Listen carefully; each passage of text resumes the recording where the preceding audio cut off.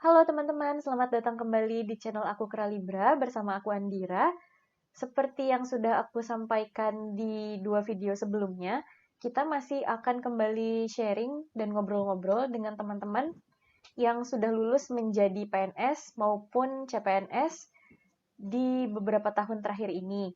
Nah, untuk teman-teman yang kira-kira punya ide atau punya usulan, setelah ini mau ngajak ngobrol sama siapa atau mungkin untuk teman-teman yang mau tahu jabatan tertentu atau jenis disabilitas tertentu yang sudah jadi PNS atau CPNS juga bisa komen aja di YouTube ini, di video ini, atau juga bisa tanya langsung dan bilang langsung ke aku, mungkin via WhatsApp atau juga melalui cara-cara yang lain. Nah, untuk yang kali ini kita akan ngobrol dengan seorang PNS di Pemprov DKI Jakarta yang mengikuti seleksi CPNS di tahun 2018. Jadi dia satu angkatan juga dengan teman kita yang sudah sharing kemarin yaitu Mbak Agatha. Nah, yang kali ini namanya adalah Rido Saptahadi. Dia biasanya dipanggil Rido dan sekarang bertugas di Dinas Sosial sebagai pekerja sosial ahli pertama. Kalau nggak salah baru dilantik ya jadi pekerja sosial beberapa hari yang lalu ya. Iya, betul sekali. Tanggal Oke, bagus. 24 Mei. Oh, tanggal 24 Mei. Oke, berarti masih Ya, baru banget, baru beberapa hari. yes. Kita akan ngobrol-ngobrol sama Rido seperti biasa. Em, aku mau memperkenalkan dulu kalau Rido ini adalah seorang tunanetra, tepatnya tunanetra total atau totally blind. Dan aku mau tanya, dari informasi yang aku tahu kan Rido ini tunanetranya bukan sejak lahir. Bisa diceritain nggak, mulai jadi tunanetra itu kapan dan penyebabnya apa? Oke. Halo semuanya. Perkenalkan nama saya Adi Saptahadi.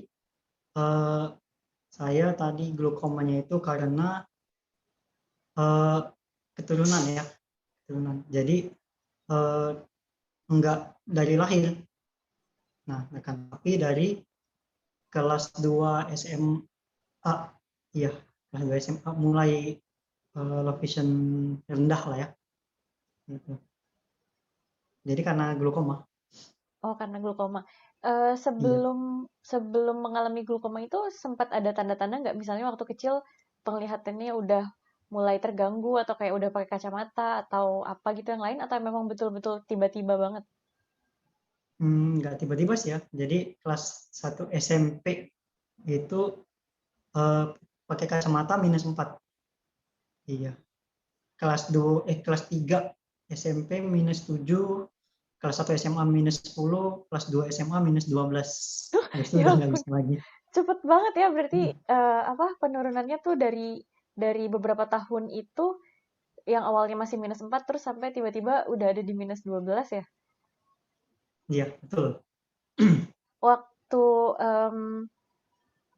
awal-awal mengalami kondisi seperti itu langsung cek ke dokter dan langsung dinyatakan kalau itu adalah glaukoma atau awalnya masih masih berpikirnya oh ya udah ini cuma penurunan penglihatan biasa aja cukup dikoreksi dengan menggunakan kacamata atau gimana?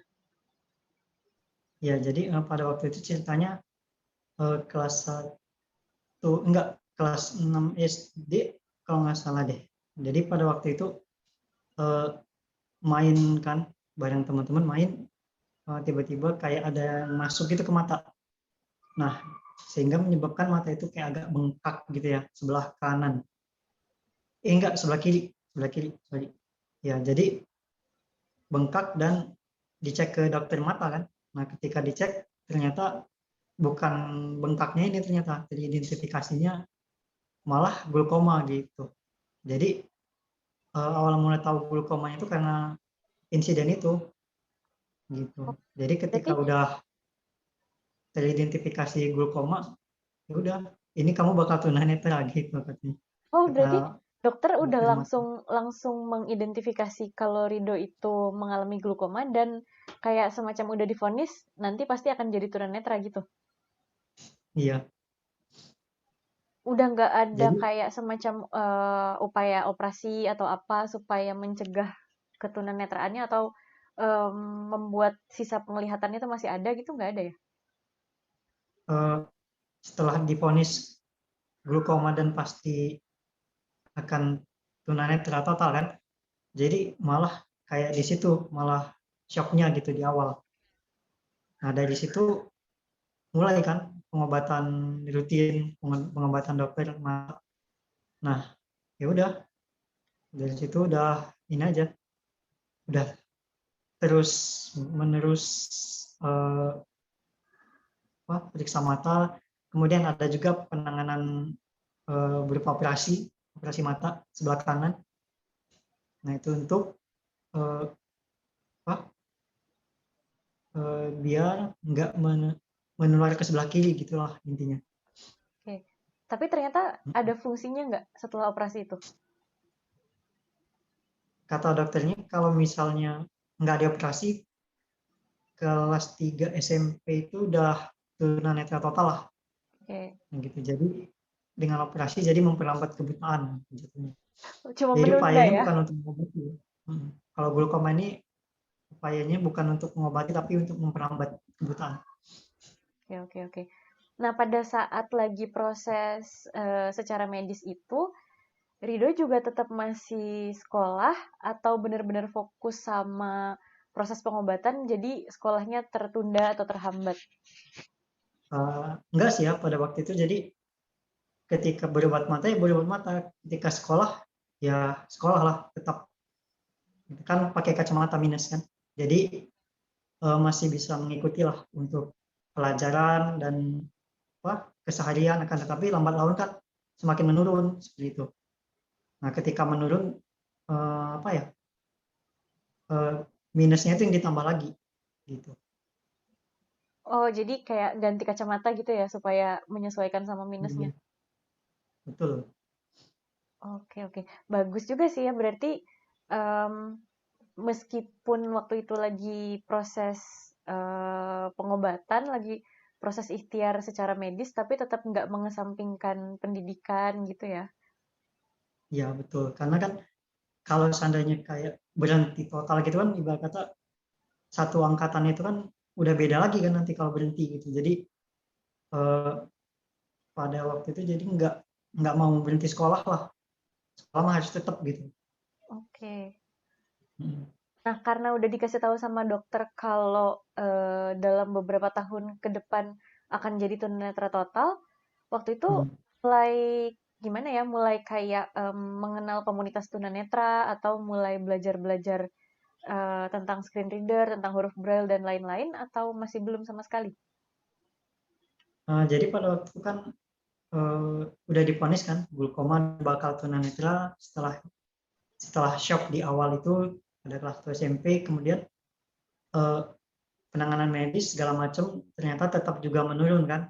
Nah di situ mulai sadar, dan setelah eh, dipelajari dari beberapa sumber kan, nah kemudian dari situ mulai sadar bahwasanya iya, penanganan dokter ini hanya untuk memperlambat doang kok, pasti bakal tunanetra gitu. Karena pengalaman dari teman-teman yang glaukoma juga, kebetulan paman saya juga glaukoma kan, Oke. glaukoma, dan itu jadi sumber pertama lah gitu, bahwasanya ada keponakannya yang juga glaukoma gitu. Jadi pada waktu itu eh, mulai mempersiapkan lah, mempersiapkan bagaimana caranya biar sisa penglihatan yang masih tersisa ini bisa untuk dimanfaatkan gitu.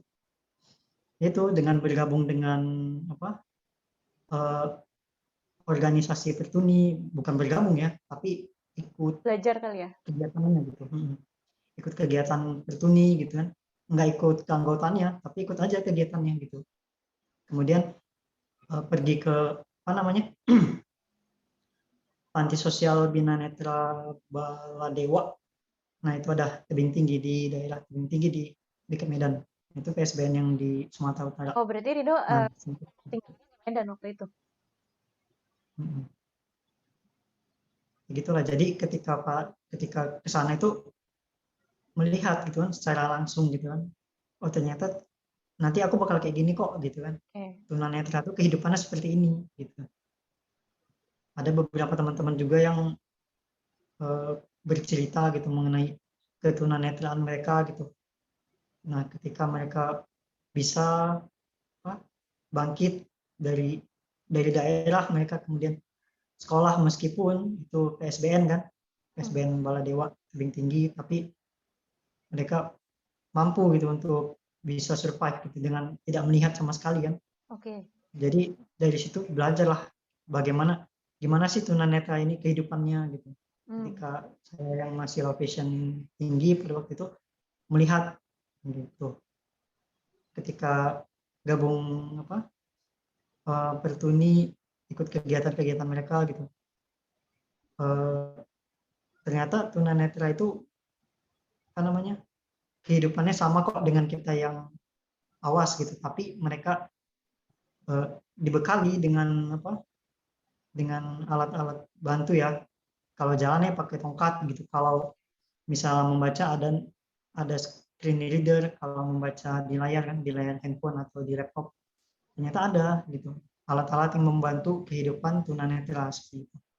Ini yang bakal aku pakai nanti, itulah. Oke, luar biasa. Berarti memang udah ada persiapannya juga ya, udah belajar-belajar cara penggunaan screen reader di komputer atau di handphone, terus juga udah belajar huruf braille gitu sejak Ya, mulai bergabung di kegiatan Pertuni dan di PSBN itu ya? ya jadi mulainya itu dari yang dikenal aja dulu, yang dikenal gitu kan. Jadi ayah eh, ada kenalannya yang tunanetra gitu kan. Waktu Oke. itu ada langganan tunanetra gitulah yang sering mijat ayah gitu kan. Nah, jadi pada waktu itu eh, ke situ juga gitu. Jadi memberikan informasi lah si tunanetra ini gitu kan, bahwasanya tunanetra itu ada komunitasnya, ada alat bantunya, kehidupan itu seperti ini gitu kan. Eh, Ya udah dari situ, dari A ke B, B ke C gitu kan. Jadi belajar dari mereka secara langsung gitu. Kalau huruf braille-nya itu sendiri, konsep huruf kan sudah tahu gitu. Tinggal aja switch gitu. Tinggal Oke, switch dari yang awas ke braille. Yang oke. susah itu belajar merabanya sebenarnya. Ya, Meraba perabaan merabanya. Kalau itu sensitif. konsepnya bisa lah dihafal kan sebentar. Gitu. Berarti Rido itu selama sekolah dari SD, SMP, SMA nggak pernah sekolah di SLB atau di sekolah inklusi gitu ya?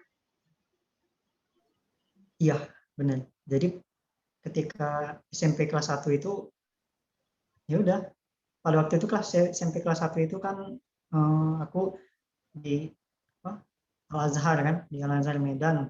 Jadi agak jauh sih dari rumah, harus naik bus pagi banget berangkat kan. Apa namanya? Jadi ketika udah mulai agak-agak apa namanya? Penglihatan yang menurun ini agak-agak mengganggu apa? Mobilitas. Mobilitas. Jadi pindah sekolah kan pada waktu itu ke sekolah yang dekat rumah. Ya Oh, udah, jadi ya pindah gitu. Ya udah dari situ eh, ya udah sekolahnya tapi bukan sekolah SLB, tapi sekolah yang biasa, sekolah yang awas, yang gabung sama teman-teman yang lain karena kan masih low vision ya, low vision tinggi gitu.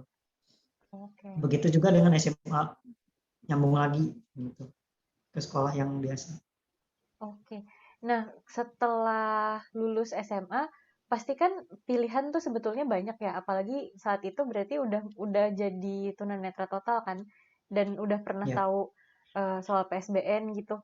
Pada saat lulus itu sempet nggak sih kayak bingung lah gitu mau memutuskan untuk lanjut kuliah atau mau lebih ke vokasional kayak teman-teman yang belajarnya di PSBN. Terus misalnya memutuskan buat kuliah juga udah tahu belum sih mau kuliahnya jurusan apa dan mau kuliah di mana? ya jadi pada waktu itu ketika SMA kelas 1 gitu ya, eh, apa namanya? Jadi ada kenal lah satu satu teman yang dia alumni dari Unimed, Kak Linda namanya. Oh, Nah, Unimed tuh pada waktu itu Universitas Negeri Negeri Medan ya? Medan, Oke. ya, Universitas Negeri Medan, jurusannya Kak Linda itu sastra Inggris. Oke. Nah, jadi ketika itu kan belajar ke Kak Linda waktu itu privat bahasa Inggris ke Kak Linda. Seminggu 3 kali deh kalau nggak salah waktu itu. Maghrib, maghrib pergi naik becak gitu ya ke Hmm. rumahnya Kak Linda privat, pulang jam 8 gitu kalau nggak salah. Nah, jadi ketika itu kan masih belum terlalu mengerti ya tunanetra ini alat bantunya apa segala macam. Nah, justru tahunya itu dari situ, dari Kak Linda ini gitu. Tahu ada handphone, ada laptop dengan screen readernya gitu kan.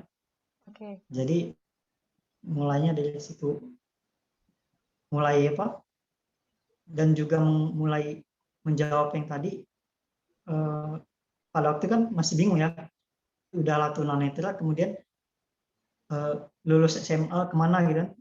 Jadi coba-coba aja sebenarnya, coba-coba untuk mendaftar ke Unimed juga pada waktu itu, sastra Oke, Inggris juga. sempat sempat ikut ini ya berarti apa ya kayak semacam SNMPTN gitu ya? Ya, ya pada waktu itu SNMPTN.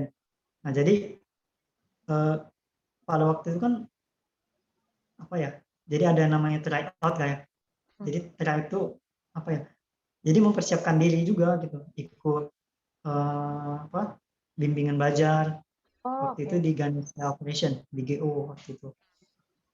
Nah, jadi ya udah, mempersiapkan diri lah untuk apa masuk universitas negeri yang utamanya kan.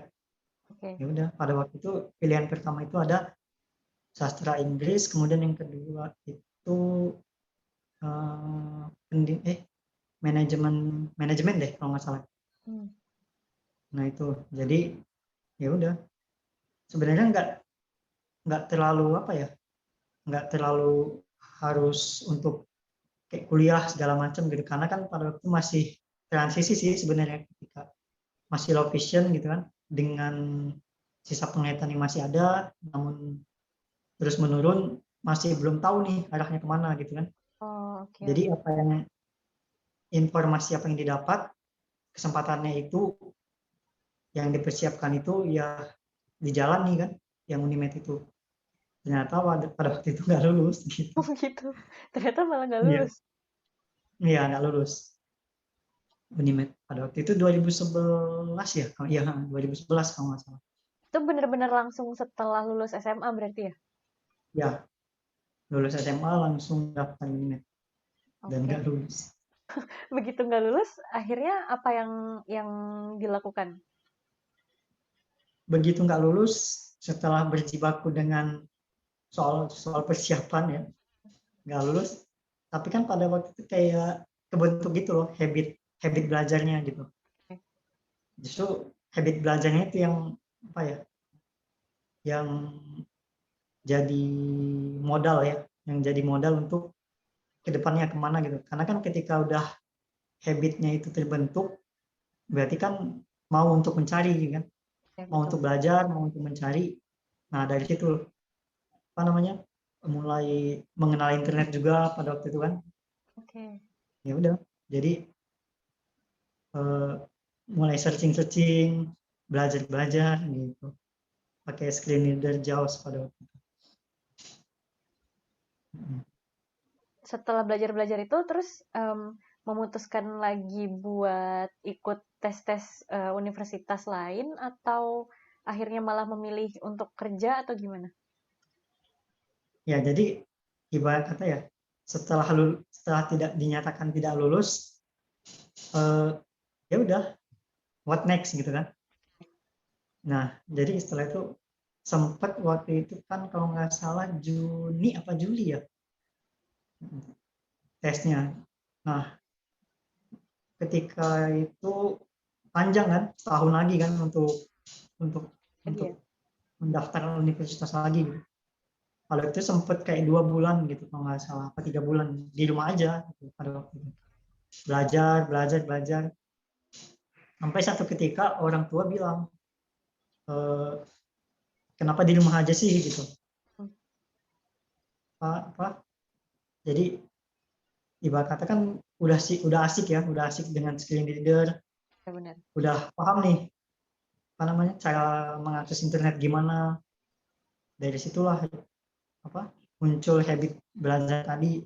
Akan tetapi lingkungan, dalam hal ini keluarga, melihat kok nggak kemana-mana gitu kan, kok Oh, nggak, ya kok kenapa nggak, mencoba sesuatu di kalau luar. gini-gini terus, ya kalau gini-gini terus mau jadi apa gitu kan.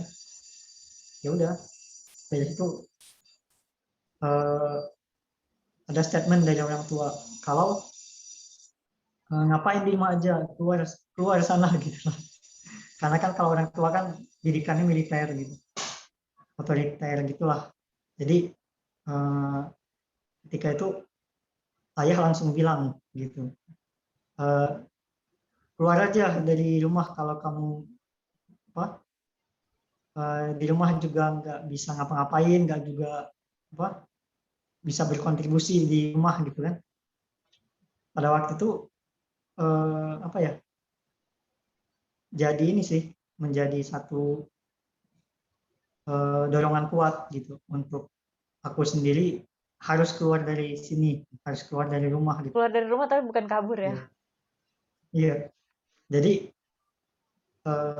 yang tadinya asik dengan screen reader, belajar gitu kan. Nah, ketika ada statement seperti itu, kemudian ya udah, benar sih, benar apa yang dikatakan ayah ketika itu. Pada waktu itu kayak bisa di depan laptop itu bisa 18 jam gitu kalau nggak salah. Luar biasa. Iya, jadi istirahat itu tidur dan main laptop lagi gitu. Ya Makan Allah. di depan laptop, gitu-gitulah. Paling mandi gitu. Saking asiknya. Ada 3 bulan tuh kayak gitu. Ya udah, dari situ eh, ceritalah ke paman kan. Ya Hmm. udah, kita paman main aja ke sini, ke Pekanbaru. Paman kan tunanetra juga, total juga, glaukoma juga.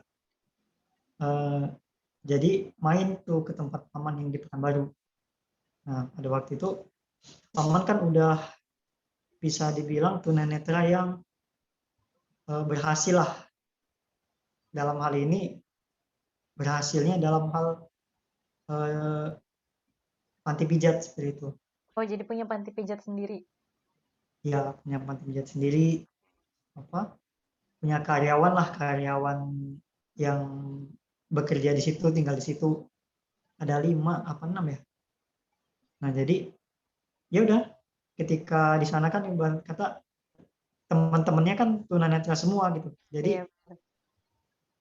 yang tadinya eh, nggak tinggal bersama tunanetra, ini ternyata tunanetra apa ya, seperti ini kalau dia keluar gitu. Kalau seandainya tunanetra ini keluar tuh kayak gini gitu, yang pada waktu itu ditemukan ya. Ya udah, jadi justru malah belajar mijat kan Oke, di berarti situ sempat juga. belajar pijat juga ya? Iya benar, belajar mijat juga pada sebelumnya, nggak, sebelumnya minggu-minggu pertama gitu kan, kayak ya namanya juga keponakan kan, Ya benar. keponakan paman, dengan paman ngobrol-ngobrol, cerita-cerita ya tentang apa, dunia tunanetra itu seperti apa gitu kan, dari wawasannya paman itu. Nah, ketika itu karena berada di lingkungan itu kan, jadi eh, kemauan belajar juga tinggi, ya belajar juga mijat dan langsung praktek, langsung melayani Wow. pasien. Bisa. Pada waktu itu ya udah, jadi ada waktu 1,5 bulan deh kalau nggak salah kerja di tempat paman kan. Hmm. Ya kerjalah, ya awalnya kan eh, dipijit sayanya, kemudian saya gantian mijit gitu. Eh, Tekniknya gimana, otodidak aja sih, langsung ketika udah tahu langsung praktek, sampai pada waktu itu kayak dapet, ngumpulin bisa sampai 2,5 juta kalau nggak wih, salah. lumayan. Heeh. Karena nggak ada potongan kan. Ya benar-benar. Iya, jadi paman bilang udah simpan aja uangnya buat kamu. Kalau yang lain kan Kayak bagi hasil gitu tujuh ya? 30 deh kalau nggak salah, kayak bagi hasil gitu kan. Jadi aku full 100 gitu, Oh, 100%. Ya ya udah. ditabung lah gitu. Ya udah dari situ eh, udah ngerasakan megang uang kan. Benar. Waktu itu umur berapa ya? 17 atau 18 ya. Nah, umur-umur segitulah, umur-umur lulus SMA. Kelas SMA. Tapi eh, masih punya kemauan gitu untuk belajar lagi, gitu kan. Oke. Kan ibarat kata masih muda kan, masih umur 17, 18 tahun, masih panjang nih kalau kesempatannya bisa dicari kan. Ya, benar. Ya udah dari situ eh, apa ya, mulai merasa ketika udah megang duit 1,5 bulan di sana, dari cerita-cerita tunanetra di sana, ya udah kehidupan tunanetra itu seperti itu gitu kan. Tapi yang aku rasakan kita bisa lah untuk lebih dari itu gitu kan. Kalau kita berusaha pasti ada jalan kok kalau misalnya kita mencari, ya udah. Jadi pada waktu itu Oktober deh kalau nggak salah, kayak ngajuin formulir gitu ke PSBN Wiataguna Bandung. Oh, oke. Jadi kan informasinya sekolah terbesar untuk tunanetra itu ya di Bandung, Ya, benar-benar. itu di PSBN Wiataguna. Ya udah ikutin kan, yang terbaik itu informasi yang didapat. Dan kesempatan yang bisa diambil pada waktu itu karena pembukaan eh, penerimaan apa Mahasiswa baru. klien baru Oh, klien di baru. awal tahun. Nah itu ya udah minta formulirnya dikirim ke Medan. Pada waktu itu akunya balik ke Medan, ngisi formulir, sempat stay di Medan lagi, belajar. Ya udah ketika ada panggilan ke PSBN Wiataguna Bandung, terbang ke sana langsung sama abang pada Oh, waktu itu. itu berarti benar-benar pertama kalinya merantau sendiri ke luar pulau terus nggak ada keluarga gitu. Iya, jadi pada waktu itu uniknya gini, ketika udah ada panggilan, apa namanya, langsung berangkat gitu. Tapi abang doang yang ngantar kan, yang ngantar ke Wiataguna. Ketika sampai di sana, masukkan koper ke kamar, abang langsung bilang, abang pulangnya dong, baik-baik Ya dong. ampun. Langsung langsung dilepas gitu aja gitu. Ya udah kan, ya namanya juga apa ya, eh, jadi satu tekad lah pada waktu itu kan. Eh, aku sudah berada di sini gitu, di Pulau Jawa gitu, ketika turun dari pesawat gitu lah. Dan ketika itu apa ya, jadi ini aku berada di lingkungan baru lagi nih gitu kan. Aku harus belajar lagi gitu, apa yang bisa aku ambil dari PSBN Wiataguna ini gitu kan. Oke. Ya udah dari situ masuk ke asrama Merpati waktu itu, ikut kelas observasi dulu, diobservasi dulu 1 bulan. Ya udah masuk kelas observasi, eh, diajarkan ADL, OM dan yang lainnya itulah. Ya udah dari situ setelah observasinya lulus, dikasih opsi nih dari pihak PSBN-nya. Ini ada kelas musik, ada kelas uh, masas, ada kelas kiap ya waktu itu. Ada beberapa kelas. Ya, yang mana nih? Akan diikuti gitu, akan dipilih. Pada waktu itu aku milihnya bimbingan maksus praktis, BMP. Ya udah, programnya kan 1 tahun.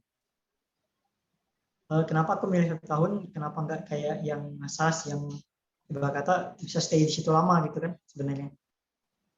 Karena aku berpikir ketika itu uh, ini hanya sebagai batu loncatan aja gitu. Ketika aku Oh, sudah sampai di PSBN, setelah aku pelajari ya, ini bukan tujuan utama gitu.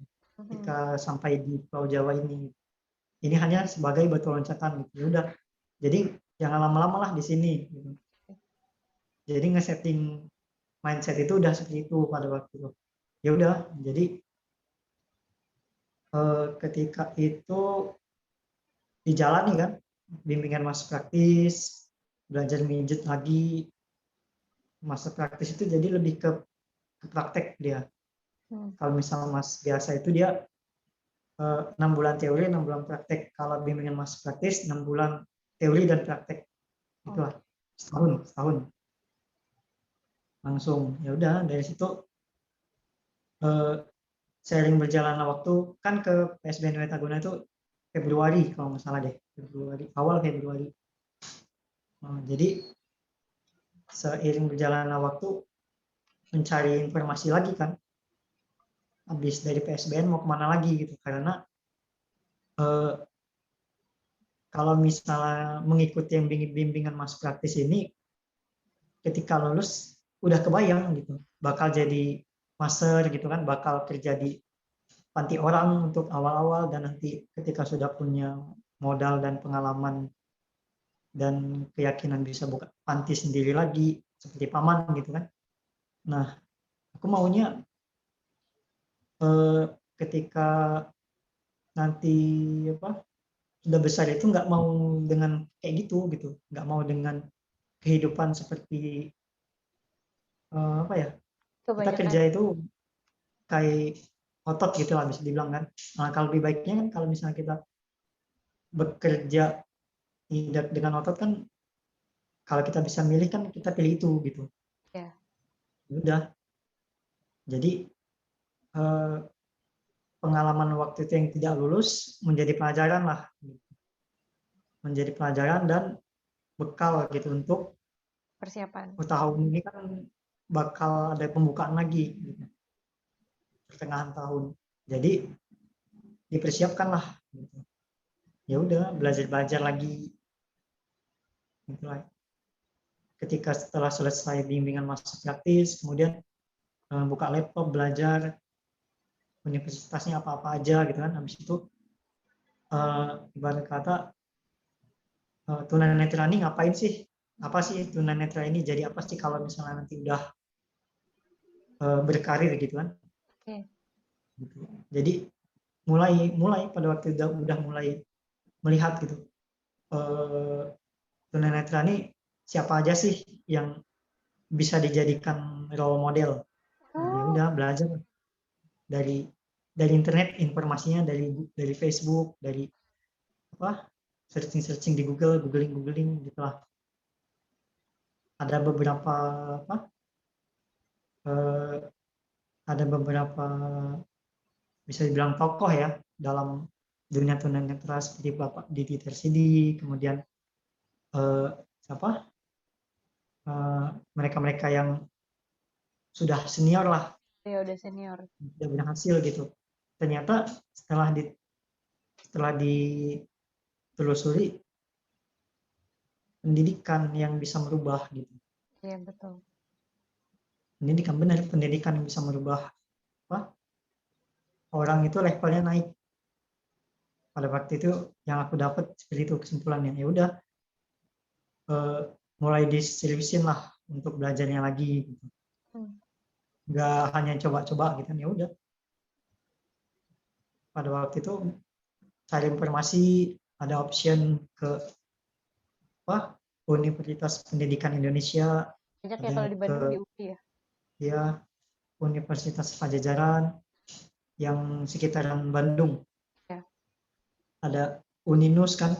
Ya, Uninus juga. Universitas Islam Nusantara ya. Nah, itu dan opsi-opsi yang lain kan. Nah, ternyata ada kan di PSBN Wettaguna Bandung kan ada pekerja sosial ya namanya.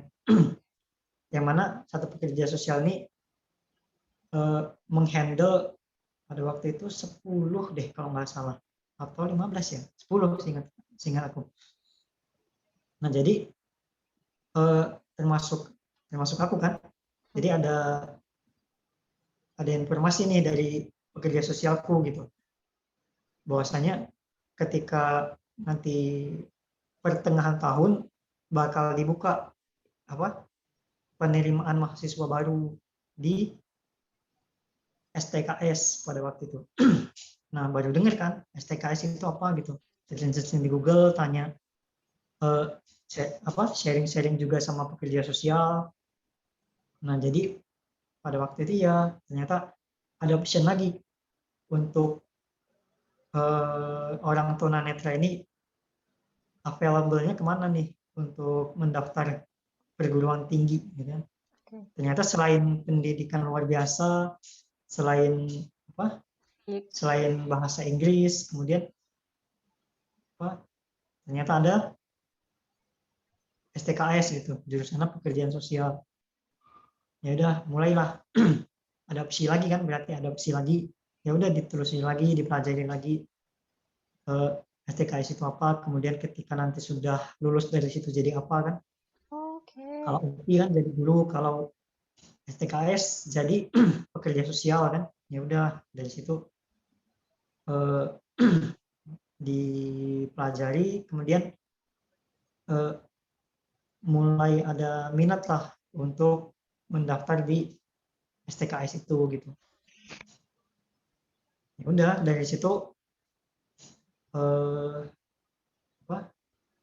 minta surat rekomendasi dari Kepala Panti PSBN Wiataguna Bandung untuk mengikuti seleksi ujian penerimaan mahasiswa baru di STKS. Ya udah itulah dilampirkan kan. Kemudian ada beberapa persyaratan-persyaratan yang dilampirkan juga. Ya udah ikutlah pada waktu itu untuk mendaftar. Jadi ketika ujian ya ikut ujian gitu. Soalnya sama dengan soal-soal yang yang disediakan untuk orang awas juga gitu sama. Ya. Nah, jadi pada waktu itu ketika ujian sistemnya dibacakan, masih dibacakan pada waktu itu. 2012 ya. 2012. Ya yang diujikan itu lebih ke kayak masuk CPNS gitu sih. Oh, oke.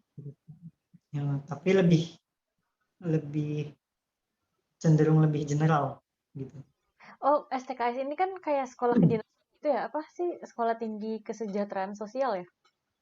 Ya betul, sekolah tinggi kesejahteraan sosial, perguruan tinggi kedinasan. Kementerian sosial ya? Salah satu kedinasan ya di bawah Kementerian Sosial. Oke. Ya udah jadi ketika ujian itu ya yang diuji itu ya wawasan kebangsaan gitu kan, yaitu perundang-undangan, kemudian Pancasila, kemudian lagi namanya itu ya gitulah kayak PKN gitu, kayak pendidikan kewarganegaraan gitu. Kemudian ada lagi bahasa Indonesia, bahasa Inggris, kemudian kayaknya bukan matematika ya, jadi kayak ada matematikanya dan juga ada soal Lebih kayak logika gitu. logika gitu. Kayak logika gitu pada waktu itu. Ya udah ketika hasilnya keluar ternyata alhamdulillah lulus. Ya udah ketika sudah dinyatakan lulus, yang tadinya tinggal di asrama kan, tinggal di asrama dan lulusnya pun alhamdulillah pada waktu itu dapat termasuk ke dalam penerima beasiswa pada waktu itu. Alhamdulillah. Ya, jadi pada waktu itu penerima beasiswa ada fasilitas berupa asrama kan. Udah. Oh, jadi pindah dari PSBN. Iya, pindahnya. Jadi pindah ke asrama kampus pada waktu itu. Oke. Berarti Ya, setelah tes itu udah nggak nyoba lagi tes-tes lain yang kayak untuk masuk UPI, Unpad, dan kampus-kampus yang lain? malah enggak. Okay. Jadi kalau yang lain-lainnya itu setelah dipelajari lebih, mereka tuh lebih apa ya, pada waktu itu aku ngambil kesimpulannya mereka kayak lebih umum gitu loh. Lebih Kalau general. misalnya UPI itu kan kayak lebih guru, dan guru kayaknya udah banyak deh guru, Ya benar. apalagi PLB gitu kan. Banyak informasi yang didapat tuh guru apa tunanetra itu banyaknya masuk ke PLB gitu, dan Betul. apa ya, menjadi umum sekali ketika tunanetra masuk PLB gitu kan. Mau cari yang lebih apa ya, lebih spesifik lah gitu. Lebih spesifik dan lebih jarang orang tahu, tapi prospeknya cenderung lebih bagus ke depannya gitulah. Ya Bagus ya meskipun pikiran kayak gitu. sama-sama aja sebenarnya. Ya gitu. Ya jadi kalau misalnya kalau seandainya wah, universitas kan ketika lulus kan lebih apa ya? Lebih luas pilihannya ya. General gitu untuk berkarir gitu kan. Kalau di STKS ini dia lebih lebih niche ya, lebih spesifik, dia lebih ke Arah gitu ya nanti. sosial, dan sosialnya pun pekerja sosial gitu. Mhm. Hmm. Lebih menarik untuk dipelajari gitu. Ya benar. Mungkin itu juga Ya bisa udah, jadi apa ya, kayak salah satu pemikiran juga kali ya buat teman-teman tunanetra, ya, terutama kalau mau memutuskan buat kuliah ngambil jurusan tertentu, harus tahu dulu kali ya prospeknya nanti kira-kira setelah lulus tuh dengan kuliah di jurusan itu bisa kerja apa, bisa kerja di mana, kayak ya, gitu. ya dong banget kan, karena ketika kita sudah memutuskan itu, ketika kita sudah dinyatakan lulus masuk, menjalaninya kan cukup lama kan, 4 tahun kalau lancar. Dan ketika lulus kan udah lebih menjurus lagi untuk karirnya ke depannya gitu. Jadi ibarat kata satu hal yang besar lah yang kita pilih dalam kehidupan kita gitu, untuk masuk Berpengaruh atau untuk memilih jurusan gitu ketika eh, ber, mendaftarkan diri di salah satu universitas atau perguruan tinggi iya betul. gitu. Dan pada saat itu yang kuliahnya di jurusan pekerjaan sosial untuk tunanetra tuh banyak atau masih sedikit? Pada waktu itu angkatanku ada dua, Oke. aku sama Rina namanya, dari Bandung kan. Jadi kami cuma dua. Kalau yang mendaftar itu kalau nggak salah ada tiga deh. Iya, Oke. satu lagi Anti, sama-sama dari PSBN Wiataguna Bandung. Kalau dia yang dari formal, kalau aku kan dari apa? Dari rehabilitasi gitu, Oh, oke, oke. dari anak rehab. Gitu. Ya Berarti udah, bilang yang apa diterima dulu. perkuliahan tuh lancar-lancar aja lah ya, karena mungkin STKS juga udah pernah punya mahasiswa tunanetra gitu ya. Ya, kalau misalnya untuk STKS sendiri itu lebih welcome daripada kampus-kampus lain untuk menerima keberadaan dan apa eh, segala apa kebutuhan dari tunanetra ini sendiri, disabilitas tunanetra berkuliah di situ tuh cenderung lebih welcome gitu, karena kan dia kan sosial ya, sosial, kemudian eh, dosen-dosen di sana tuh udah punya apa Bekal kali ya. wawasan ilmu gitu kan, dalam hal sosial gitu. Jadi ketika masuk apa ya, jadi dosen-dosennya itu lebih menerima, kemudian eh, dari pihak akademiknya juga itu welcome gitu kan. Jadi ketika udah masuk nggak ada tantangan yang cukup berarti lah untuk harus beradaptasi gitu. Jadi beradaptasi ada, cuman karena adanya welcome dari dosen, kemudian mahasiswanya juga eh, wah, jadi welcome juga kan jadinya, jadi cenderung lebih mudah lah yang aku tangkap, beda sama kampus-kampus lain gitu. Kalau kampus-kampus lain Perjuangannya cenderung susah. lebih ada cerita-cerita apa ya?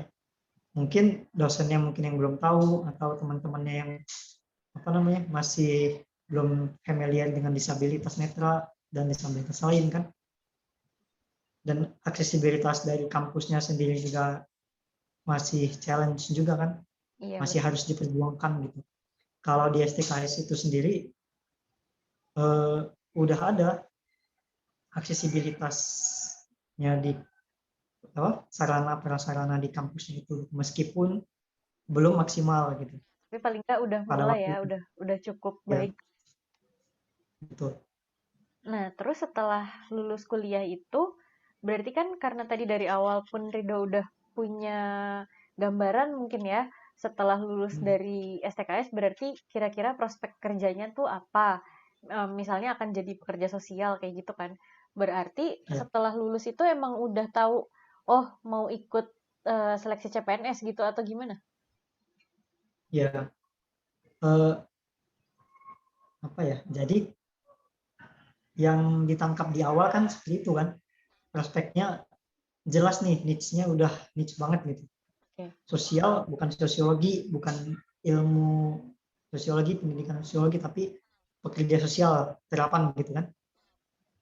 Nah, ternyata eh, pada faktanya itu enggak semudah yang dibayangkan lah untuk lulusan STKS ini bisa berkarir gitu. Hmm. Karena dari kakak-kakak seniornya sendiri itu pun kan ada 3 kategori ya mahasiswa di STKS itu. Ada namanya tugas belajar, itu PNS yang ditugaskan untuk belajar di STKS, kemudian ada ikatan dinas, yang namanya ikatan dinas kan disekolahkan ya oleh dinas atau daerah di mana asalnya mahasiswa itu, kemudian yang mana nantinya bakal ketika lulus dari STKS bakal dipekerjakan kan, bakal apa, didaya gunakan di Daerah. daerahnya gitu. Kalau kalau misalnya aku kan masuknya jalur mandiri gitu, Oke. jalur mandiri tapi yang termasuk ke dalam penerima beasiswa. Ya udah, jadi dari situ eh, ikatan dinas kalau tugas belajar kan udah pasti lah ya, ketika dia udah Ya, lulus dari kuliahnya dia balik ke instansi masing-masing gitu kan. Nah kalau ikatan dinas itu berdasarkan pengalaman-pengalaman angkatan sebelumnya, ikatan dinas itu mereka apa untuk di awal dijanjikan untuk ketika sudah lulus langsung dipekerjakan atau auto lah ya, ya. auto PNS gitu. Kayak Ternyata semacam yang apa kuliah di STAN atau IPDN kayak gitu-gitu ya. ya di STAN, di PDN, ternyata belum, ternyata tidak seperti itu gitu.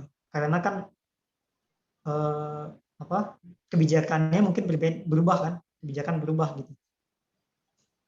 Nah ya udah, ketika mereka lulus ternyata tidak langsung diterima gitu. Apalagi kami yang mandiri atau penerima beasiswa gitu kan. Ya berjibaku lagi ketika sudah lulus dari STKS, kemudian eh, ya udah mencari kerja lah sebagaimana lulusan dari universitas lain gitu. Oke. Gitu. Karena kan pada waktu itu belum ada ya pembukaan CPNS 2016 ya. Ada nggak sih pada waktu itu Oh, nggak ada 2017 deh. ada Kalau ya? nggak salah masih moratorium ya sampai 2017. Nah itu ya, pada waktu itu kan rentang waktu dari 2012 ke 2016 kan eh, judulnya kan moratorium kan, jadi apa hopeless lah untuk Betul. bisa bekerja di instansi pemerintah gitu. Jadi pada waktu itu ya udah eh, ketika teman-teman angkatan yang senior itu lulus, mereka bekerja gitu. Kan tetapi mereka mendaftarkan secara mandiri, mendaftarkan diri mereka secara mandiri Hmm, di mana misalnya apakah di panti atau di dinas sosial daerah atau di mana. pegawai pegawai non PNS gitu ya. Ya seperti itu pada waktu itu. Nah 2016, iya. Iya, 2016. Tapi aku lulusnya 2018. Oke, Iya. berarti pas banget ya, pas lulus, pas mulai ada banyak lagi rekrutmen CPNS kan 2018 itu? Iya, betul. Jadi apa ya? Seharusnya kan 2016 masuk, lulus 2012 masuk, 2016 lulus kan. Iya. Nah, itu kan senior kan pada galau segala macam kan. Nah, ketika ada penerimaan 2017 kan kalau nggak salah juga ada ya Ya, penerimaannya. 2017 tapi nggak terlalu banyak deh kalau nggak salah. Iya, 2017 pada waktu itu kayak eh, formasinya iya benar kayak sedikit gitu. Kemudian kayak lulusan STKS ini kayak nggak ada slotnya lah gitu. Kekhususan tersendiri perguruan tinggi kedinasan gitu kan diterima di Kementerian Sosial atau ada slot hanya khusus mendaftar bagi lulusan STKS gitu kan nggak kayak gitu. Jadi gabung dengan lulusan-lulusan yang lain deh kalau nggak salah pada waktu itu. Jadi kayak berjuang lagi gitulah senior-senior STKS. Nah, ketika 2018 pada waktu itu kan ke pending ya 2016 harusnya sudah lulus kuliah ternyata ke pending 2017 juga ke pending kemudian 2018-nya lulus pada waktu itu lagi gencarnya kan pembukaan Banget waktu itu. seleksi calon pegawai negeri sipil kan gitu. Ya udah jadi mendaftarkan diri Berarti pada waktu malah, itu. malah beruntung ya, lulusnya lulusnya lama, lulusnya telat, tapi begitu lulus pas banget lagi ada rekrutmen. Malah kayak Iya. beruntung dibanding teman-teman lain yang udah lulus duluan. Ya jadi ceritanya pada itu senior-senior yang mendaftar di 2017 banyak yang nggak lulus pada waktu itu karena eh, yang mendaftar ribuan yang diterima hanya segelintir gitu kan jadi Betul.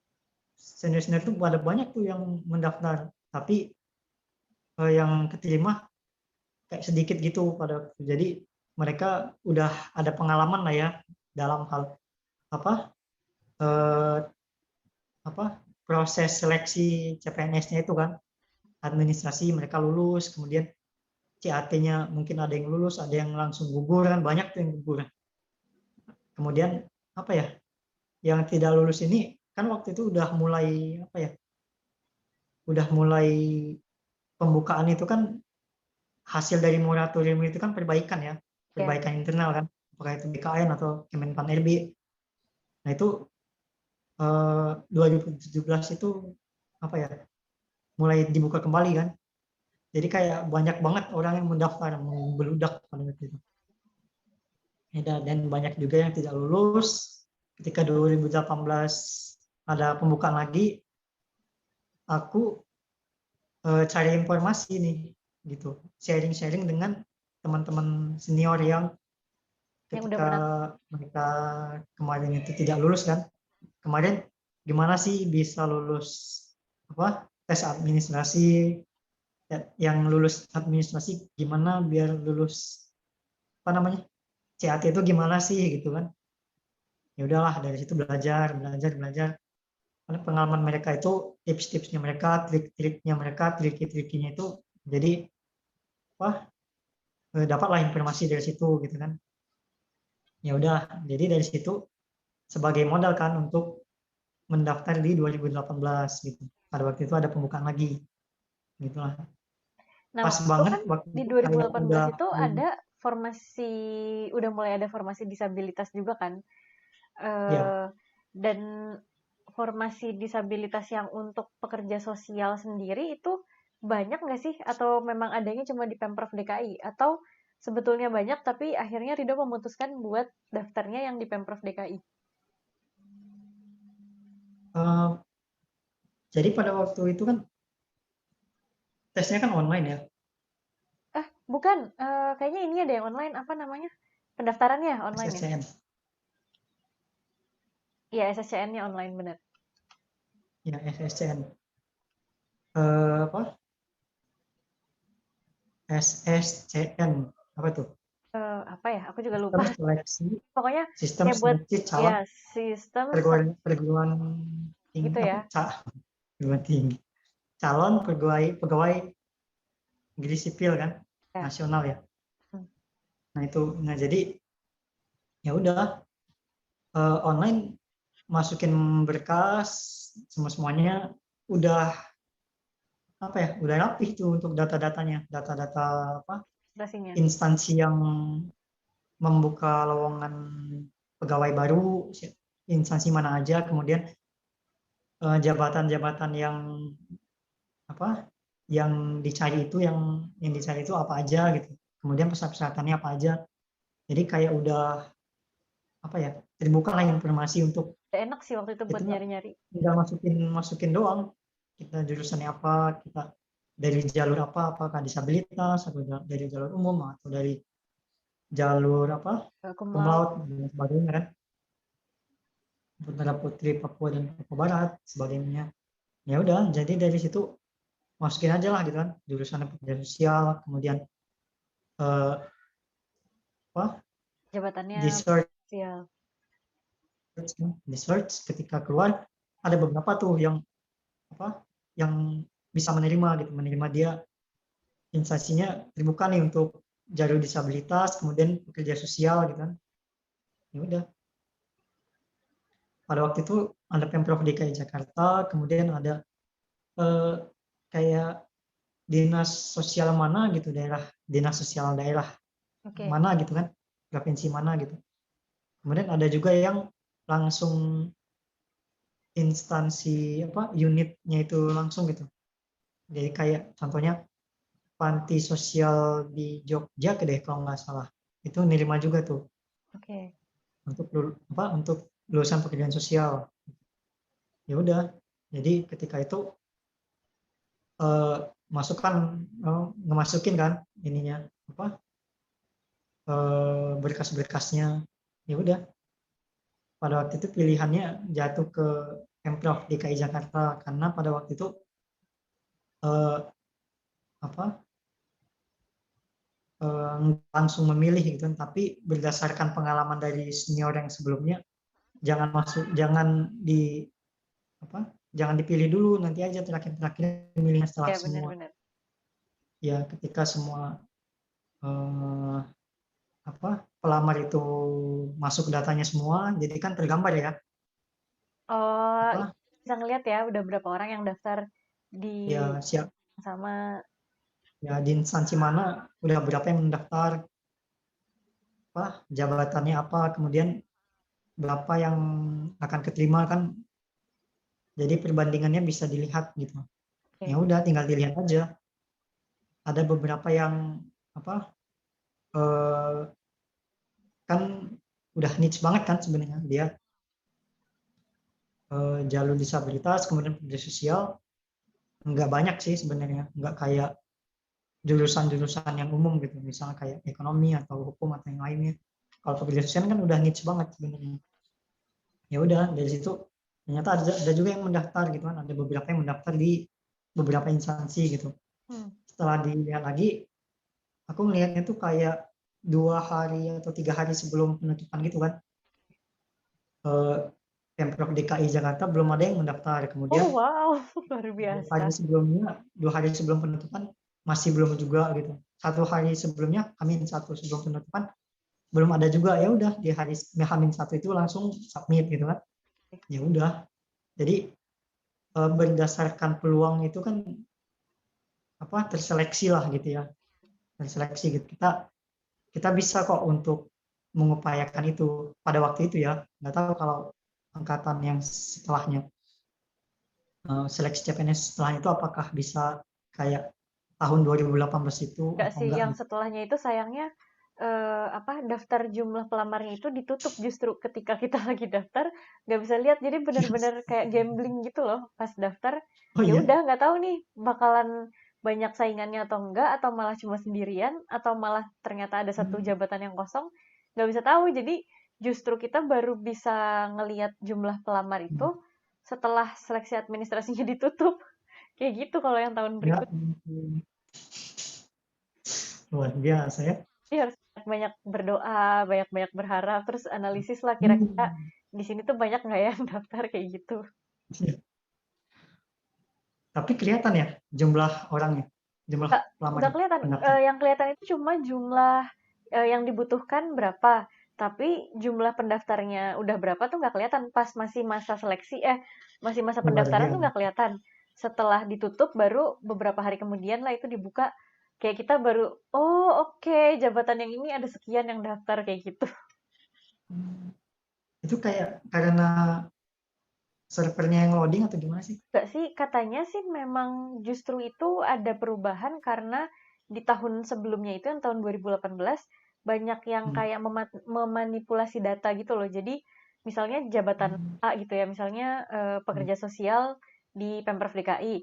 Nah, ada Hmm. yang kayak pura-pura daftar aja gitu loh, pura-pura submit berkas. Jadi kelihatannya sama orang tuh banyak. Padahal sebetulnya yang daftar murni tuh mungkin cuma satu atau dua, sisanya tuh cuma untuk nakut-nakutin orang gitu loh. Orang kan biasanya udah takut kan kalau wah kelihatannya yang daftar udah banyak banget nih, jadi mereka nggak mau daftar di situ. Kayak Oh. gitu katanya sih Hmm. gitu. Oh, karena verifikasi datanya itu setelah Ya, udah semuanya verifikasi submit kan ya. setelah penutupan kan. Jadinya Iya, iya, iya. pas masih masa registrasi itu ya sebanyak-banyaknya aja orang daftar nggak masalah gitu kan. Ya ampun. Ya katanya tuh kayak Wow, gitu, luar luar biasa. biasa makanya. Nah terus Hmm.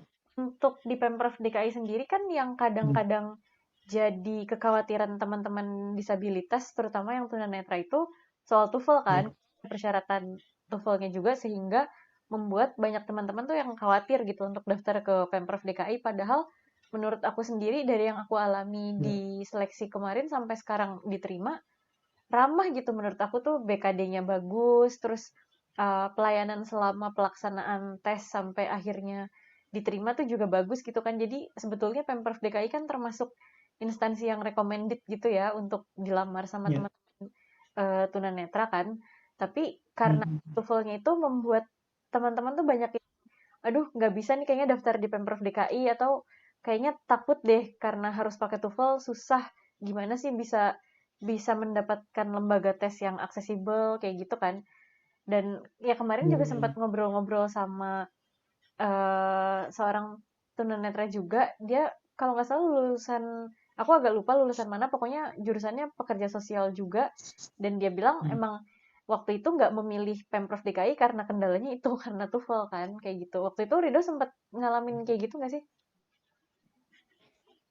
Jadi pada waktu aku apa 2000 pada mau lulus lulus 2018 gitu ya. Nah, jadi waktu pada waktu itu kayak ada tes TOEFL gitu kan, tes Oke. TOEFL kemudian dan juga kayak ada tes buat apa sertifikasi pekerja sosial juga gitu. Jadi kayak eh, yang sertifikasi itu jadi kalau nggak salah Kementerian Sosial tuh kayak gimana caranya biar pekerja sosial lulusan STKS ini tersertifikasi sebelum lulus gitu kan. Oh, Jadi oke. kayak dikejar banget lah untuk sertifikasi pekerja sosial. Nah, juga sertifikat-sertifikat yang mendukung lah gitu kan. Jadi sehingga alumni apa setelah lulus dari STKS mereka punya bekal gitu untuk mendaftar ke instansi-instansi gitu kan.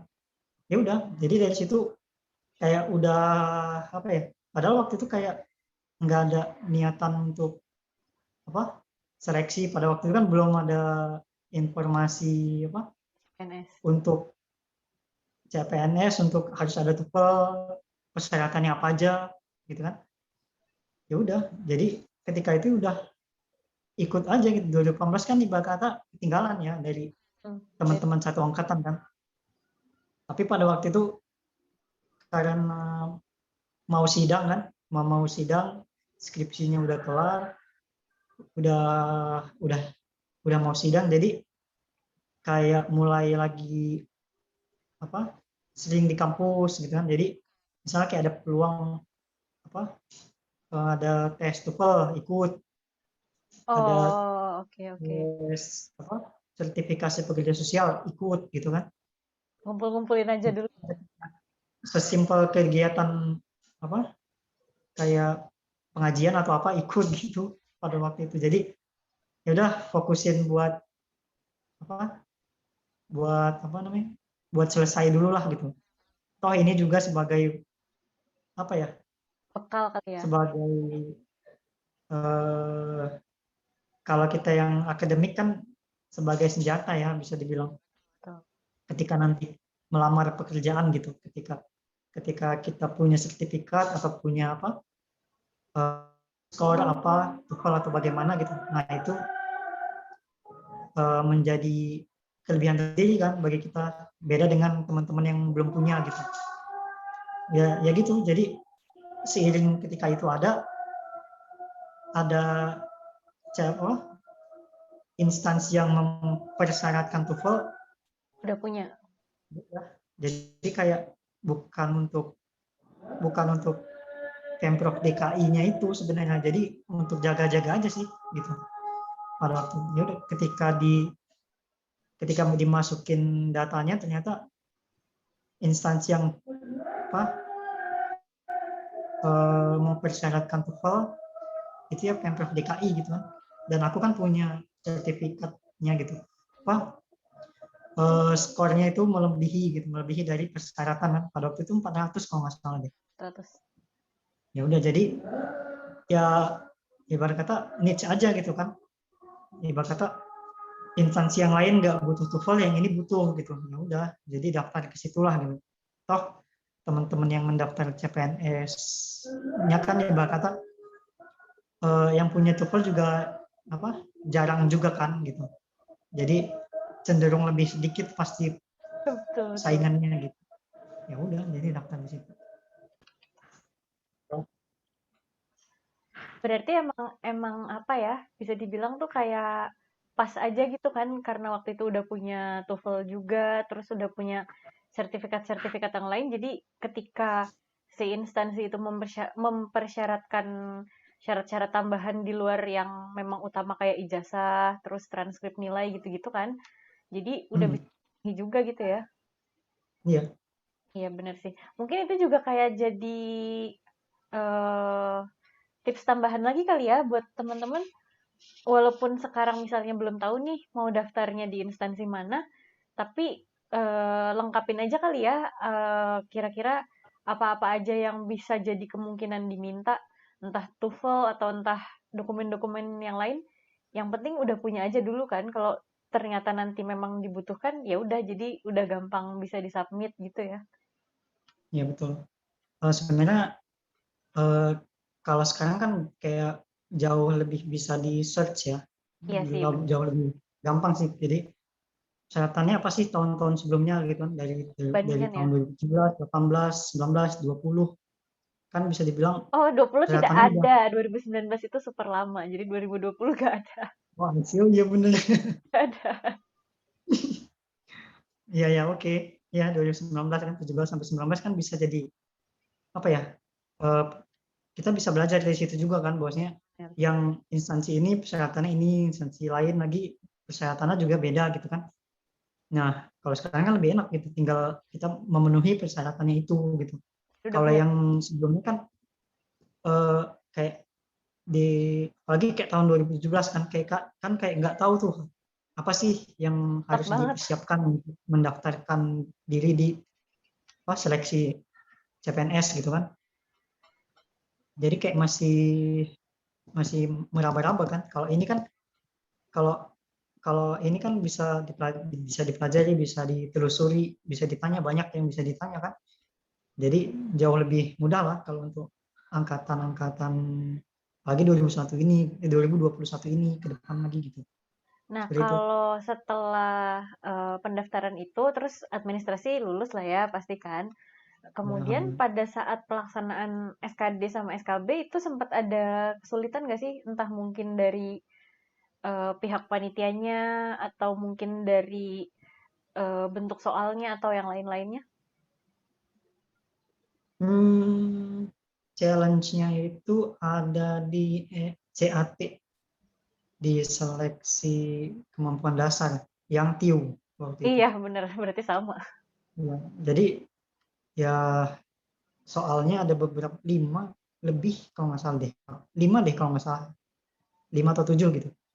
Soalnya itu jadi eh, apa ya, yang kita nggak bisa milih gitu berdasarkan kemampuan kita gitu. Soal karena memang figural betul-betul gitu kan, harus gambar-gambar. ya figural itu kan.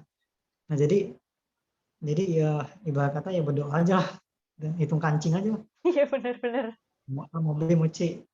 Nah, eh, alhamdulillahnya pada waktu itu jadi dibacakan kan ada readernya, dan readernya pun fleksibel gitu, fleksibel, nggak ada kayak eh, apa karena readernya lama bacanya atau kitanya nggak cocok dengan gaya bacanya readernya, gaya baca readernya gitu kan. Nah kalau aku kemarin itu jauh lebih bisa membantu banget gitu ketika menyelesaikan soal CAT SKD pada waktu itu. Jadi lebih apa ya, berhubung beliau itu pegawai baru di BKN gitu ya, jadi ditugaskan sebagai lead seleksi CPNS tahun 2019, 2018, angkatan 2019. Ya, nah jadi apa ya, lebih nggak ada apa, cenderung lebih mudah lah gitu, karena Dari yang dibacakan pun apa yang ditulis, apa yang soalnya apa gitu, kemudian dibacakan gitu, kemudian lebih fleksibel gitu, lompat kemana, jadi kayak kita bernavigasi aja gitu di komputernya itu gitu, gitulah, justru dan lebih waktu itu mudah langsung dengan seperti itu gitu. langsung lulus SKD atau akhirnya lulus dengan apa? Hmm. Dengan adanya Permenpan RB yang baru itu? Ya kalau aku ibarat kata termasuk yang P2 ya. Ya, P2 ya. Ya jadi aku pada waktu itu untuk TIU-nya itu tidak memenuhi persyaratan gitu kan. Oke. Waktu itu TIU-nya itu 55 Hmm. pada waktu itu. Yang dipersyaratkan kalau nggak salah 70 ya. 70 ya, 70.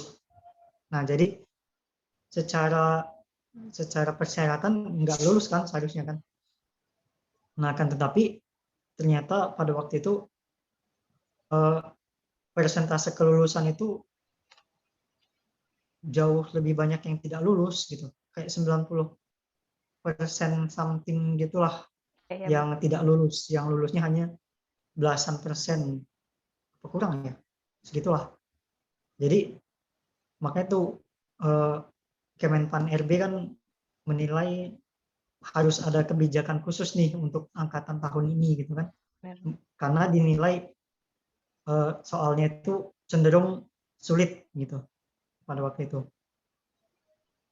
cenderung lebih mungkin pemerintah pada waktu itu lebih mencari apa, lebih mencari calon pegawai negeri sipil yang apa, yang intelektual kali ya, Ya, mungkin tingkat tingkat intelijensi yang tinggi gitu. Jadi ketika uh, disodorkan soal yang dinilai cenderung lebih sulit, banyak yang tidak lulus gitu. ya, betul. Dan juga pada waktu itu kayak ada apa di TKP ya, Iya, tes. tinggi banget TKP-nya passing grade yang buat formasi umum. Nah itu kan kayak tinggi banget gitu kan. Jadi selain eh, apa intelijensianya tinggi, kemudian dituntut juga untuk eh, cakap bagus Karakter juga, karakternya bagus pribadinya. gitu kan, ya kepribadiannya bagus gitu kan. Jadi ekspektasinya tinggi lah gitu pada waktu itu angkatannya kami gitu.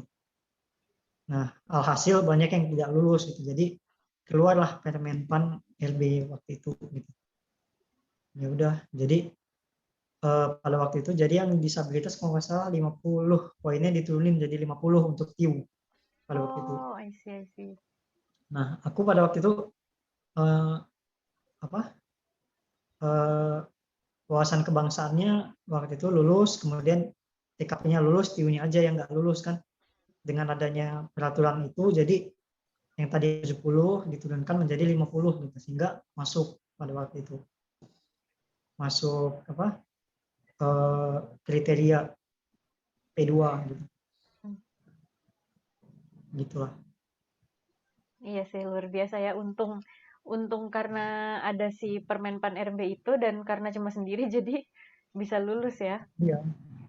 Nah, jadi karena pada waktu apa eh, seleksinya kelihatan kan yang mendaftar siapa, kemudian eh, yang diterima itu ada berapa gitu kan, jadi bisa terseleksi kan dari situ peluang kita masuk seberapa persentasenya. Pada waktu itu nggak ada yang mendaftar kan, Iya pada benar-benar. waktu itu Pemprov DKI untuk jabatan pekerja sosial gitu. Aku mendaftar sendiri gitu, jadi peluangnya Besar. cenderung besar gitu kan, kayak cuman sendiri gitu. Iya. Ya Kalau udah. aku waktu itu kayak gitu juga sebetulnya sempat berharap kan karena adanya Permenpan RB yang baru. Terus karena nilai nilai TIU aku kalau nggak salah cuma kurang 5 poin gitu dari passing grade-nya. Kayaknya waktu itu 65 kan. Passing grade-nya 70. Luar biasa. Ya sempat berharap. Terus ternyata karena aku punya saingan satu orang dan nilai TIU-nya dia itu pas kalau nggak salah pas 70. Jadinya ya udah cuma dia sendiri yang lanjut dari P1 kan. Jadinya nggak ada nggak ada yang P2-nya karena udah ada satu orang yang ada di P1 kayak gitu. Ya, ya, ya, ya, ya, ya. Jadi dia melangkah dengan mantap Dia lah ya. langsung dengan PS1. tetap ke SKB sendirian. Ya, ya, kecuali kalau dia Kalau P2 kan, sama-sama, berarti itu iya, belum kalau tahu. sama-sama dia juga di bawah 70 ya udah kita berdua sama-sama SKB kan. Iya, iya, iya. Hmm, Tuh. ya Nah, gitu. yang aku apa? Yang aku sempat tahu juga kan ternyata Hmm. selain waktu itu Rido daftar CPNS di Pemprov DKI juga sambil daftar S2 di UI ya kalau nggak salah. Ya, betul. Itu Ya, daftar jadi berarti jurusan kalau apa? Kesejahteraan sosial gimana? ya kalau di UI ya? Oh iya dong. Apa?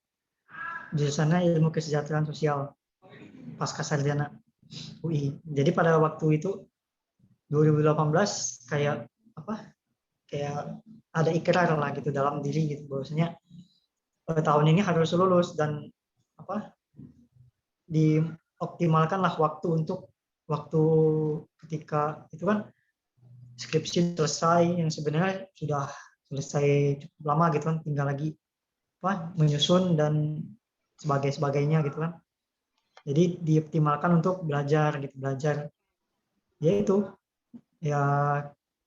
Pada waktu itu kan mulai apa mulai ada bakal seleksi CPNS, kemudian ada informasi untuk mendaftar ke perguruan tinggi lagi gitu kan, jadi udah sekalian belajar untuk skripsi untuk sidang, sekalian juga belajar untuk apa eh, Pak UI ya? mendaftar ke CPNS, kemudian juga mendaftar apa melihat peluang di S2 gitu, Oke. seiring seiring sambil belajar semuanya gitulah dipelajari pada waktu itu. Ya udah, kayak intens itu kayak 1 bulan gitu deh kalau nggak salah, kayak untuk belajar belajar itu gitu. Ya udah, jadi eh, pada waktu itu intensnya sih sebenarnya ada kerja juga sih pada waktu itu di apa kerja di apa Gomasas waktu itu. Oh iya, sempet juga. Nah, sempat juga pada waktu itu kan. Jadi eh, tahun 2000 mulai 2018 awal gitu. Jadi udah apa namanya memutuskan untuk tidak lagi apa stop lah untuk dari support finansial dari keluarga gitu kan. Nah, jadi pada waktu itu mulai apa mencari pekerjaan gitu. Yang gitu-gitulah. Pada waktu itu kayak apa disable ya, Oh iya, Disable yang Enterprise ya?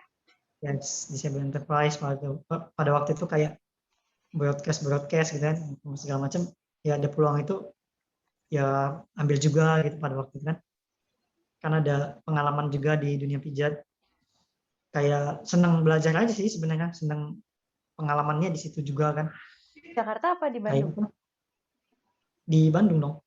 Oke. Ya di Bandung. Ya udah, jadi eh, malamnya belajar segala macem, kalau misalnya ada orderan dikerjain gitu kan, ya gitulah. Ya udah, jadi sambil belajar juga. Makanya tuh kayak aku dulu kan kayak punya mindset untuk menghindari itu kan, menghindari masa gitu. Ternyata terbayarkan di masa-masa akhir kuliah gitu kan, bakal kena lagi nih. Oke. Kayaknya ada pola-pola kayak gitu kan dalam kehidupan kan. Ya, Jadi ya, ya, oke, betul. gitu, aku jalani gitu. Ya, tapi ikhtiar lagi gitu, nggak akan lama lah gitu. Ya udah, ternyata alhamdulillah terkabul gitu lah dengan masuk ke CPNS.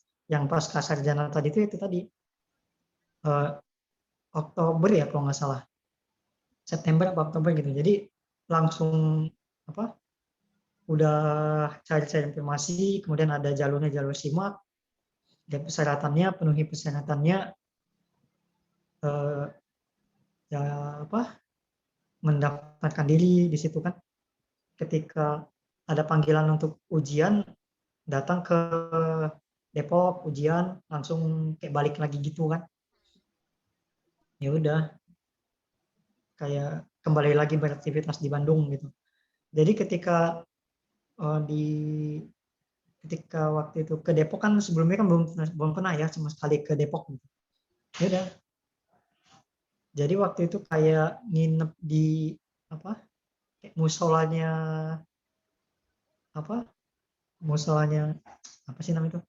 Security gitu loh. Oh, wow. Musolanya security Fakultas Teknik.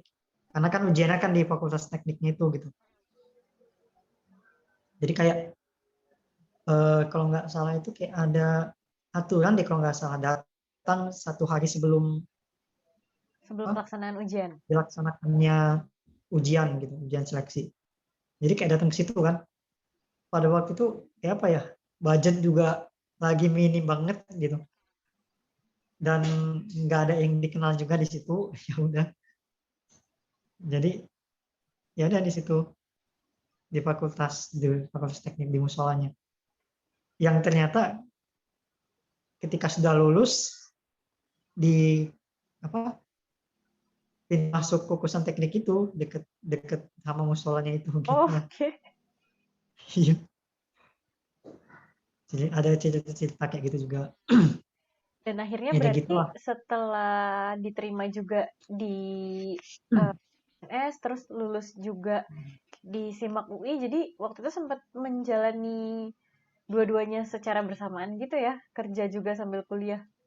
Ya, pada waktu itu eh, jadi kalau nggak salah itu hmm, Oktober daftar, Oktober daftar, kemudian dinyatakan lulus November, kemudian eh, Januari Februari ke sana, ke waktu itu kayak sambil verifikasi berkas gitu, Oh, lagi pemberkasan ya? ya pemberkasan.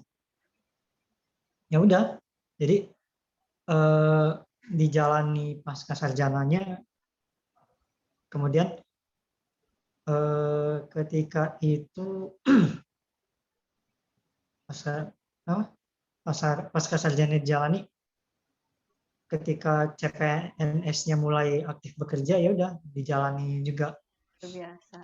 Jadi jam setengah 8 masuk kerja, pulang jam 4, kemudian lanjut lagi kuliah jam 5 sampai jam Wow, 9 gitu. Mm, Gitulah, sempet pada waktu itu. Ya udah dijalani lah kalau 2 semester. di apa namanya di dinas sosialnya sendiri, berarti kan waktu itu penempatannya langsung dinas sosial ya. Di dinas Ya. sosialnya sendiri, Kak, ada pegawai baru, ada CPNS yang tunanetra, penerimaannya mereka baik dari atasan, terus dari sesama PNS-PNS yang lain itu kayak gimana? Yang aku rasakan welcome banget gitu. Mungkin karena sosial ya, mungkin nggak Iya, tahu kalau pengalaman dari instansi lain gitu. Kalau misalnya di dinas sosial sendiri itu dari atasannya, dari pegawainya, rekan satu angkatan kan, sesama CPNS itu sangat welcome gitu dengan adanya CPNS yang disabilitas netra gitu. Jadi sebenarnya lebih ke kitanya yang apa ya, membaur aja sih dengan Betul. lingkungan kerja, dengan apa namanya, dengan teman-teman satu angkatan, dengan atasan, dengan pegawai yang ada di situ gitu kan. Ya udah, jalani aja. Iya, betul betul. Dan berarti Lebih welcome. semua relatif lancar ya dari awal masa CPNS, terus akhirnya pengangkatan PNS dan sampai sekarang baru dilantik sebagai pekerja sosial relatif lancar-lancar aja ya.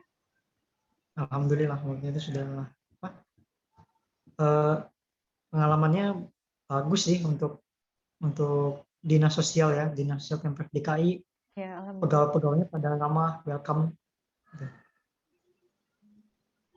Nah, pertanyaan terakhir aku sih sebetulnya sama kayak yang aku tanyain juga ke teman-teman lain.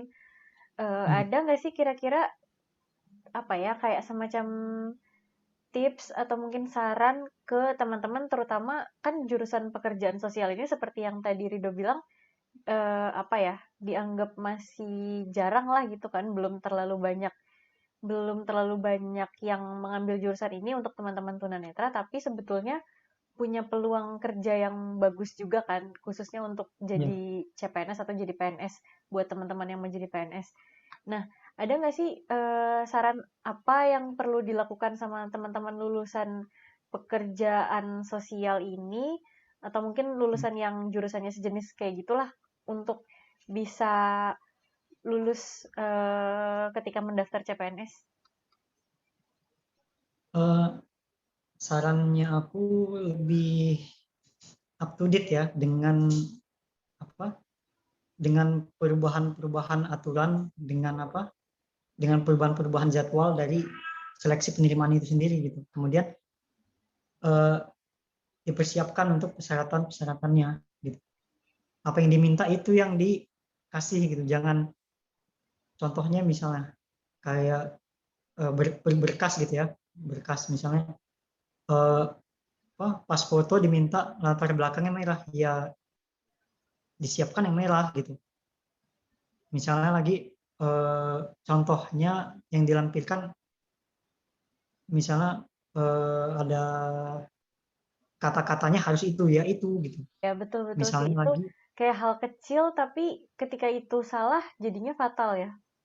ya fatal lah bisa dibilang kalau untuk seleksi administrasi, untuk administrasi di awal gitu. Itu sangat-sangat harus diperhatikan gitu. Jangan kayak kita eh, lepas tangan gitu kan. Udah ditolongin sama orang misalnya kita disabilitas netra, kita Nah, betul betul itu bener banget dibantuin sama sama orang awas misalnya gitu kan. aja. Kesehatan ini ya, oh iya ya udah. Jadi tipsnya itu ya verifikasi lagi gitu. Selain kita diverifikasi, kita memverifikasi dulu dong berkas kita ini sudah sesuai dengan apa yang diminta oleh instansi tersebut, atau ternyata kayak sesederhana misalnya surat keterangan disabilitas gitu kan, diminta yang dikeluarkan oleh rumah sakit daerah gitu kan, Ya. RSUD, rumah sakit umum daerah gitu, bukan dari puskesmas misalnya. Kita jangan jangan jangan buat surat keterangan disabilitas di puskesmas gitu kan, tapi yang sudah disebutkan di situ gitu. Intinya apa yang diminta itu yang dipersiapkan gitu. Itu untuk tips yang apa? Yang untuk persyaratan akademik lagi, administrasi ya. Nah, kemudian untuk tips ketika CAT lebih bisa mempersiapkan dulu ya diri sendiri gitu. Soalnya apa aja sih? Apalagi sekarang kan kayak udah banyak ya Benar. contoh-contoh soal, kemudian ada beberapa website yang apa? Yang bisa kita apa, maksimalkan gitu. Apa? Ayo CPNS ya sekarang ada ya. Ada CPNS. Nah, Ayo CPNS dan mungkin ada lagi yang lain kan. Nah, itu dimaksimalkan gitu. Waktu teman-teman dimaksimalkan untuk apa namanya? Seenggaknya Memperhatikan kali ya. ya seenggaknya tercapai lah untuk passing grade gitu. Kan kita bisa nilai diri kita sejauh mana sih kita bisa apa, dengan mengikuti seleksi-seleksi tryout seperti itu kita bisa tergambar lah. Jadi lebih diasah di situ, kemudian trik-triknya, tips-tips dari apalagi sekarang udah banyak banget kan di YouTube gitu. Searching tentang jenis soalnya, TIW-nya itu seperti apa, tips-tipsnya, trik-triknya, Itu berguna TKP banget. itu harusnya seperti apa. Karena kaitannya dengan durasinya kan, durasi waktu gitu. Durasi waktu dari kita mengerjakan itu gitu. Harus memang benar-benar kita manajemen waktu untuk menjawab itu gitu. Itu kalau misalnya apa? Kalau dari aku sih lebih untuk tipsnya tiu dulu dikerjain gitu. Tiu dulu dikerjain, Ya sama, dimaksimalkan sebelumnya. aku juga kayak Kemudian, gitu akhirnya. kemudian ketika yang susah-susahnya yang mudah-mudah dari tiu itu kita udah selesai, kemudian nggak apa-apa bilang ke readernya gitu, skip skip skip skip gitu, nggak apa-apa gitu, cepetin bacanya gitu kan, karena itu kayak masa depan kita gitu kan, kayak kita masa bertaruh masa depan kita dengan apa masa kita mempertaruhkan di situ gitu kan, dengan kita slow di situ. Iya, Kalau iya. misalnya kita bisa maksimalkan kan, ya udah. Jadi kalau misalnya apa kepribadian itu lebih ke tipsnya bagaimana kita bayangkan kita apa ya, apa nih yang diinginkan instansi ini Oh, berarti gitu. mindsetnya kita di situ udah sebagai pegawai ya, sebagai PNS-nya di sana ya. Iya, jadi nggak sebagai nggak kayak tes psikologi gitu maunya kita apa gitu, tapi di switch gitu, maunya instansi apa gitu. Ketika pegawai baru ketika kita sudah menjadi pegawai apa yang diharapkan gitu kan, kan ada opsi-opsinya tuh, pilih opsi yang poinnya itu apa sangat eh, sangat berpihak kepada instansi tersebut gitu, bukan berpihak ke diri kita sendiri gitu. Kalau kita kan maunya misalnya eh, enak-enak misalnya, atau apa Bener? yang nggak memberatkan pribadi gitu, pribadi kita sendiri gitu, Untungkan buat tapi diri sendiri. betul. Jadi lebih ke kontribusi kita apa nih yang bisa kita maksimal, apa yang kita bisa berikan kepada instansi tersebut seperti itu. Kemudian kalau yang justru kayak yang pertama itu justru kayak yang terakhir aja deh gitu. Kalau yang apa namanya wawasan kebangsaan gitu. Nah itu lebih ke tipsnya itu lebih mempersiapkan diri gitu.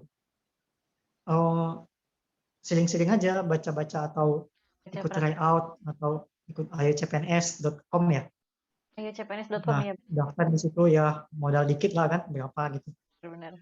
Untuk mendaftar di situ ulang-ulang untuk wawasan kebangsaan gitu. Lama-lama terasa kok. Ya udah, untuk tips CAT seleksi kemampuan dasar itu tipsnya. Kalau untuk SKB lebih ke apa ya? Yang namanya juga udah bidangnya kita kan. Betul. Jadi eh, alhamdulillahnya SKB ini yang sangat relate gitu dengan apa yang kita pelajari selama kita kuliah. Nah gitu. Jadi lebih diingat-ingat, kemudian apa apa yang general pengetahuan umum yang jurusan teman-teman jurusan teman-teman gitu. Kalau misalnya untuk pekerja sosial berarti pengetahuan umum apa nih di apa di ilmu pekerjaan sosial ini, di jurusan pekerjaan sosial ini ilmu pengetahuan umumnya apa gitu. Nah itu soalnya lebih ke bidang pekerja sosial kan kalau untuk apa Nah, SKB ya. jabatan pekerjaan sosial gitu. Jadi lebih banyak wawasan lah, lebih diperbanyak wawasan kita gitu dalam hal ilmu pekerjaan sosial seperti itu. Oke. Soalnya Berarti cenderung lebih familiar kok kalau SKB. iya sih, betul betul betul. Karena memang jabatannya juga jabatan fungsional, jadi udah ter terarah gitu ya soalnya. Betul. Berarti untuk teman-teman tunanetra atau mungkin ada teman-teman disabilitas lain yang dulu kuliahnya jurusan pekerjaan sosial, apa ya, kayak udah ada udah ada role model lah ya, udah ada contoh yang eh, berhasil diterima di jabatan itu dan sekarang juga sudah bekerja Iya. dengan baik. Jadi mungkin untuk teman-teman yang sekarang mau daftar nggak usah khawatir kira-kira nanti gimana ya kalau daftar ke jurusan kalau daftar ke jabatan pekerja sosial ketika misalnya diterima akan kesulitan atau nggak bekerja di sana gitu tuh nggak perlu ada kekhawatiran kayak gitu juga ya. Iya, kalau yang aku rasakan kan yang di Dinas Sosial Pemprov DKI Jakarta kan eh, cenderung lebih apa ya, lebih welcome untuk pegawainya, untuk apa, SKPD-nya, urusan-urusan kita ini lebih mudah lah untuk apalagi kita yang disabilitas netra gitu kan, Oke. cenderung lebih mudah gitu. Untuk pekerjaan sosial tuh yang mendaftar kan nggak banyak gitu, nggak banyak yang mendaftar karena udah niche banget untuk kita pekerjaan sosial. Oh, Untuk dari jurusan-jurusan apa, nggak, aku nggak tahu ya apakah dibuka hanya untuk apa, lulusan STKS atau jurusan ilmu kesejahteraan sosial S1-nya kan, itu kayaknya lebih bisa dicek lagi gitu untuk teman-teman yang pekerja sosial yang ingin mendaftarkan diri di Dinas Sosial Pemprov DKI Jakarta. oke, terima kasih banyak untuk sharing-sharingnya. Udah banyak banget sih yang bisa kita dapat di sini dari cerita dulu. Apa ya? Mungkin bisa dibilang fase-fase awal ketika baru jadi tunanetra dan itu pun banyak pelajaran yang bisa diambil. Terus terlebih lagi ketika daftar sebagai CPNS dan akhirnya lulus, jadi penyemangat juga dan juga bisa menjadi sumber informasi untuk teman-teman yang memang jurusannya kira-kira mirip-mirip lah. Jadi bisa digunakan juga sebagai bahan pertimbangan gitu ya. Makasih Ya, banget buat waktunya Rido karena ini kayaknya udah hampir 1,5 jam kita ngobrol nggak berasa. luar biasa. Ya, luar biasa. Jadi, sepertinya cukup dulu obrolan kita. Mungkin nanti kalau teman-teman juga masih ada lagi yang mau ditanyakan yang lebih spesifik tentang jabatan pekerja sosial atau tentang jurusan pekerjaan sosial juga mungkin bisa tanya-tanya langsung ke Rido. Dan seperti yang tadi udah aku sampaikan juga, kalau ada usulan mau em, minta aku untuk ngobrol sama siapa tentang jabatan lain atau tentang jenis disabilitas lain dan sebagainya, bisa juga langsung disampaikan di sini. Oke, sekali lagi terima kasih buat Rido dan juga buat teman-teman yang sudah menonton. Oke. Untuk kalian semua, jangan lupa like, komen, dan juga subscribe ke channelku dan share juga video ini jika memang bermanfaat. Sekali lagi terima kasih dan sampai jumpa lagi di video selanjutnya.